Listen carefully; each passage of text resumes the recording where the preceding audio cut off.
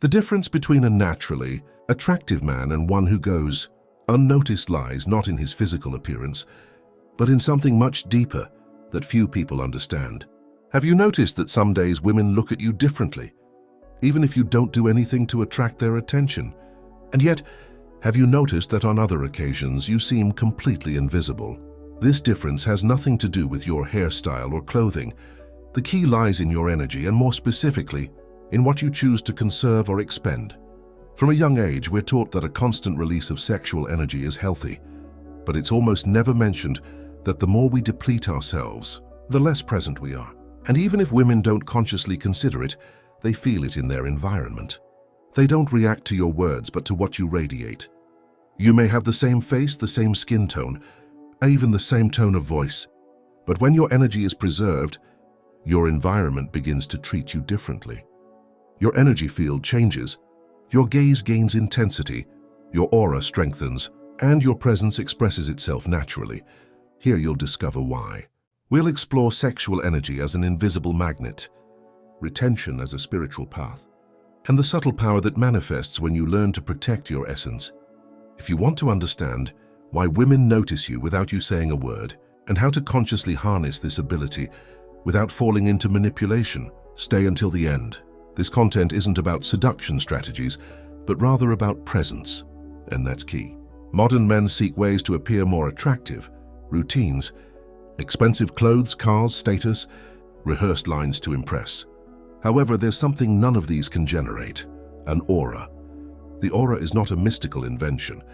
It is the subtle energy field you carry when you enter a place, and every woman, consciously or unconsciously, recognizes this. Even before you speak, she has already perceived you, because you don't just transmit words, you transmit what you carry within you. And this is a truth that almost no one wants to accept or acknowledge. A person without stored energy is invisible. Their aura is weak, their presence is empty, their gaze is too light, and it all screams that something is missing. Now let's look at the opposite.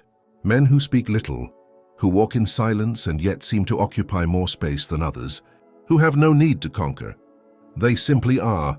These men cultivated an extraordinary energy density. And how do you cultivate it? Through restraint, pleasure control, inner silence, and the renunciation of haste and distraction. Every time you choose not to be impulsive, your energy solidifies within you. It rises up your spine, strengthens your perspective, and soothes your anxiety. And women perceive this as mystery, authority, and security, even if they can't explain it. The masculine aura is like an invisible magnetic field. It attracts, repels, imposes, or dissolves. And you can't fake it. You build it. That's why so many men complain. I did everything right.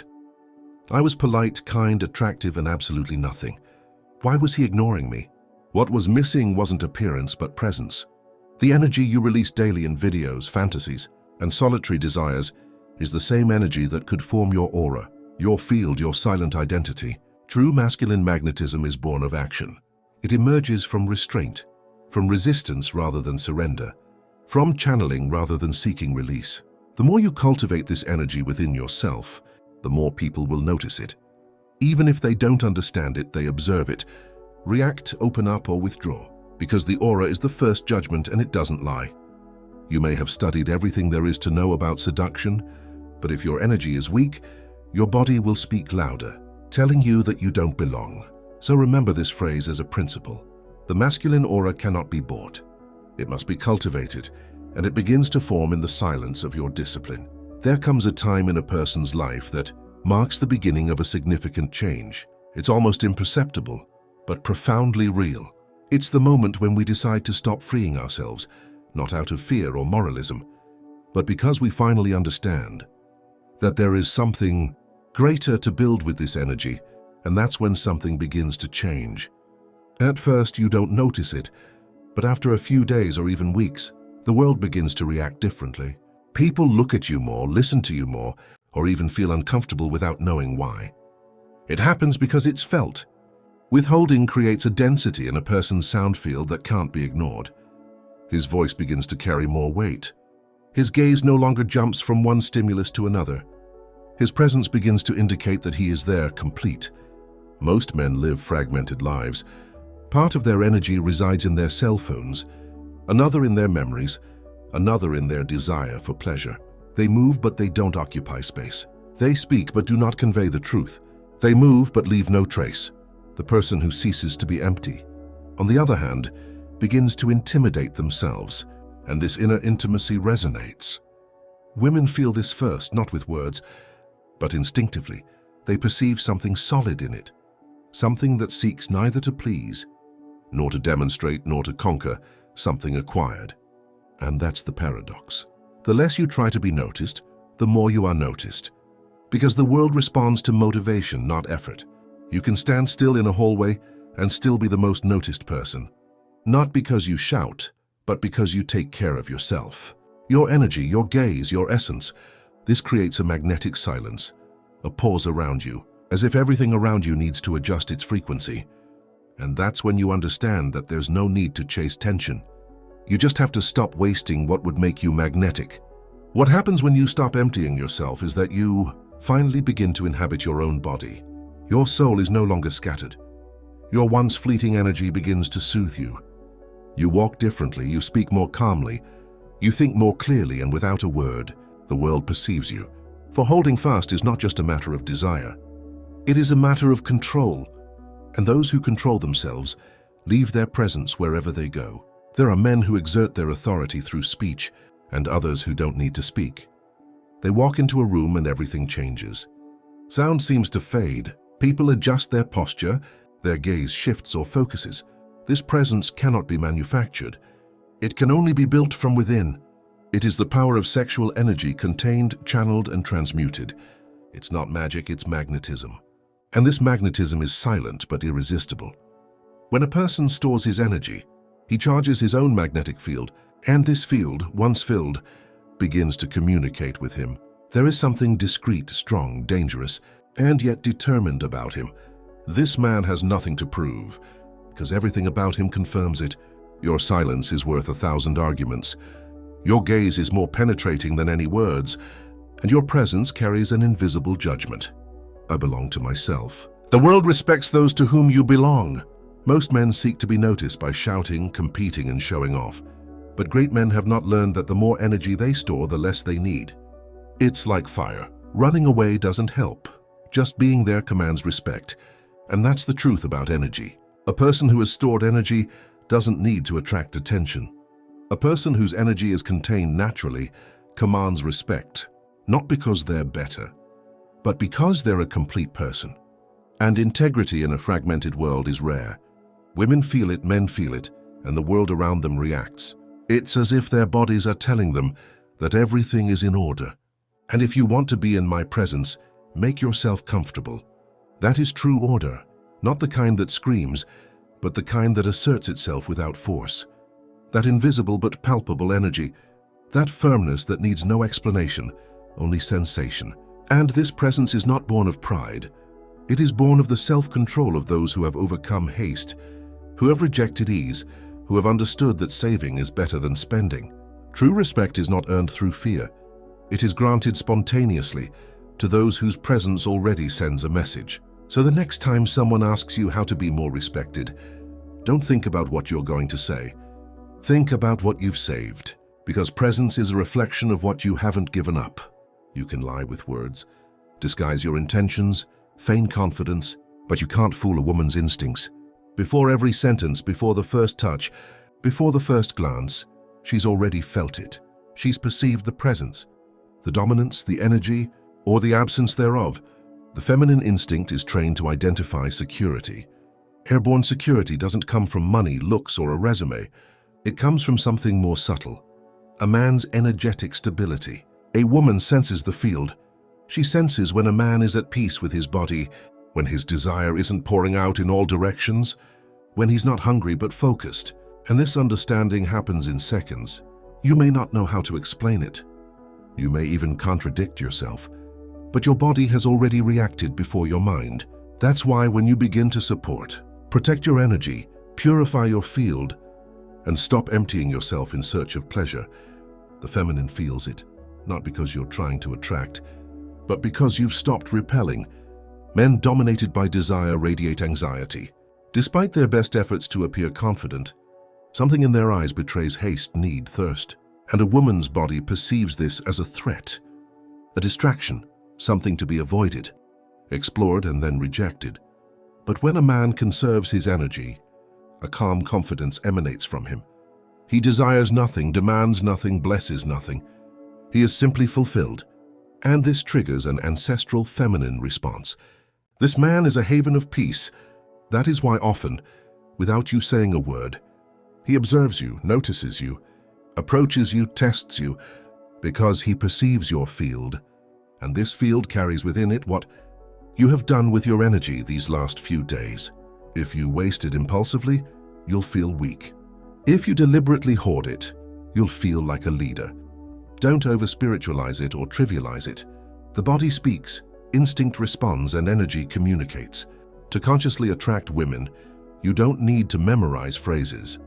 You need to master your desire. And in doing so, your presence begins to speak for you. She will feel it before she understands it. A true warrior does not enter to conquer. He enters in silence, and his silence carries 1,000 words of wisdom. In today's world, seduction has become a performance of formulas, techniques, emotional triggers, and psychological games. But all these tricks have one thing in common.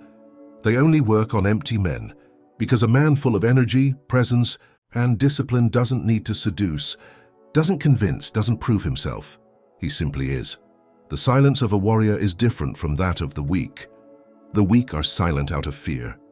The warrior is silent because of domination. She has already conquered herself, fought against easy desire, confronted it, and this triggers an instinctive reaction. A part of her perceives an intense field, a solid structure, an active source.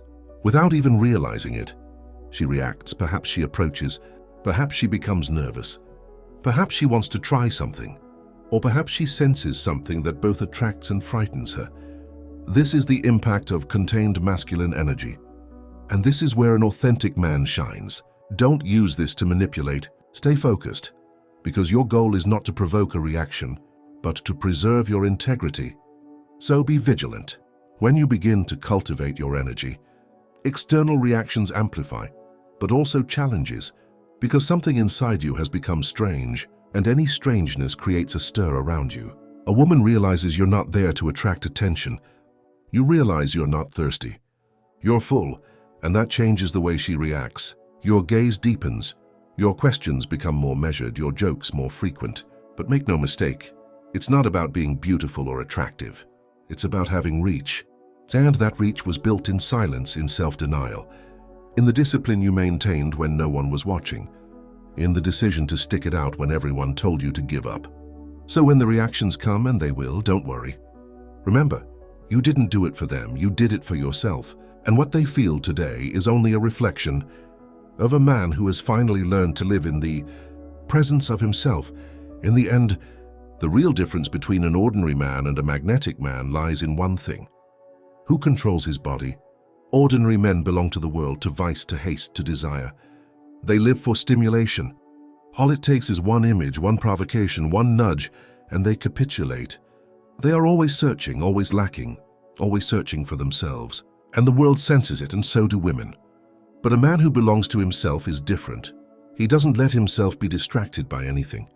He doesn't give his energy away under any circumstances. He saves, he withdraws. Decide, and it changes everything. Because what impresses a woman most is not what she offers, but what she doesn't give up so easily. Notice when you have something precious and you're not offering it out of necessity. Notice when your gaze isn't desperate, when your body isn't saying, "Please look at me," but rather, "I am already complete, and if you want to come, come without restraint." This is the man they respect, not because he imposes himself, but because he owns himself. He has control, a precise direction over what he feels and what he does there. And this presence is so unusual that it becomes sacred. It is no longer about seducing, conquering, or impressing. It is about emanating. A man who belongs to himself expresses this effortlessly through the tone of his voice, the rhythm of his breathing, the firmness of his gaze, the clear boundaries he sets without resorting to threats. And a woman senses this immediately. She feels she can't play with his energy. She senses that if she approaches him, she will have to stoop to his level because he won't stoop. She feels like she's dealing with a man who doesn't need her to feel alive. And that's precisely why she desires him. The world is full of men who lose themselves in the quest for attention. But a real man is one who never gives up on himself. And it shows because the body speaks, the aura communicates, and the presence conveys what no words can express. He is the man who carries within him something unsaleable, inevitable, inaccessible in his sovereignty. And the woman who meets him, even if she does not understand it, know it. This man belongs to himself and, consequently, is dangerous. Dangerous in his games, dangerous in his superficiality, dangerous for any relationship where the truth is not welcome. For when a man belongs to himself, the whole world is organized around him. Remember, true strength is not shouted, it radiates from the silence of the one who has conquered himself. The real difference appears when a man ceases to follow the course of his impulses, when he decides to realize that his energy is not an expense, but a reservoir that increases his personal value. Maintaining it doesn't mean living in constant tension or repression, but rather learning to channel it into projects, creativity, and willpower. This inner density translates into a more assured gait, a clearer gaze that doesn't seek approval, but conveys a deep certainty. A woman perceives it as an invisible equation whose elements don't need to be explained. They simply resonate with her intuition. By taking care of your energy, your breathing slows, your posture aligns effortlessly, your movements are no longer erratic. The body is no longer a slave to easy desire, but a temple that respects its own limits. This has nothing to do with moral austerity or imposed sacrifice, but rather with the art of discovering that true pleasure comes from connecting with oneself. In this context, you discover a serene magnetism that doesn't demand immediate recognition, but captures the attention of those who cross your path.